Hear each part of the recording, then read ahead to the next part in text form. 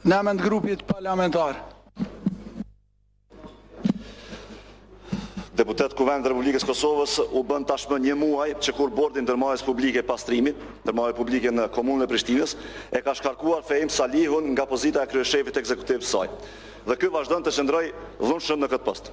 Që prej se është shkarkuar, Fehim Salihu e ka rritur numrin e punëtorëve të sigurimit në drejtimin e djalit të tij të Axhës, Besnik Salihut, duke krijuar kështu armatën e tij private për ta mbajtur me dhunë vendin e uzurpuar të punës.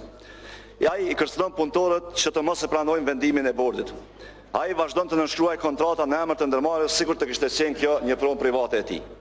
Qysh më 15 janar, aksionarët nga Kuvendi Komunal i Prishtinës kishin kërkuar nga policia ta largojnë uzurpatorin Salihu nga objektet e pastrimit.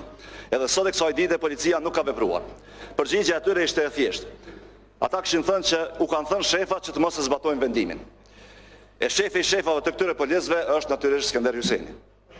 Më 16 janar, gjykata themelore e Prishtinës ka nxjerrë akt vendim me të cilin e vlerëson zgjedhjen e Fehim Salihut si të palegjshme pas kallëzimit penal nga aksionarët. 5 ditë më vonë, aksionarët ja kërkojnë edhe një herë policisë ndërhyrjen, këtë herë duke e kërkuar të vetkuptueshmën, zbatimin e vendimit të gjykatës. Pra policia nuk vepron. Deklarojnë se nuk e zbatojnë vendimin e gjykatës. Shefi i shefave të tyre prap mbetet Skënder Hyseni. Fehim Salihu, të cilin tash më besoj të gjithë po pajtoni ta quajmë uzurpator, është tezaku i Sami Hamitit, ish kryesuesit të Asamblesë Komunale të Prishtinës. Ndërkohë që Hamiti më herët ishte arrestuar në akuzën të ketë qenë udhëheqës i grupit të përfshirë në zhvatje dhe mito. Në një dokument të brendshëm të Uleksit, dëshmohet se se ishte ndërhyrë në dëshmi në mënyrë që Hamitit të mos i dëshmohet fajësia ose që ati të pamundsohet kapja në flagrancë. Aty Hamiti kishte pranuar që të arrijë destinonte tokën bujqësore me vlerë të ulët në çështje ndërtimi me vlerë të lartë. Për këtë ai kishte kërkuar përmes 2 ndërmjetësve një makinë me vlerë 30.000 euro. Kjo vepër penale në tentativë ishte lajmëruar dhe hetuesit kishin kërkuar përgjimin e bisedave të Hamitit dhe të 2 ndërmjetësve. 10 minuta pas deponimit të bisedës së parë të përgjuar, Hamiti ishte lajmëruar se ishte duke u përgjuar dhe ishte tërhequr menjëherë përmes telefonit ku i kishte thënë ndërmjetësve se nuk e do makinën në një bisedë po ashtu të incizuar.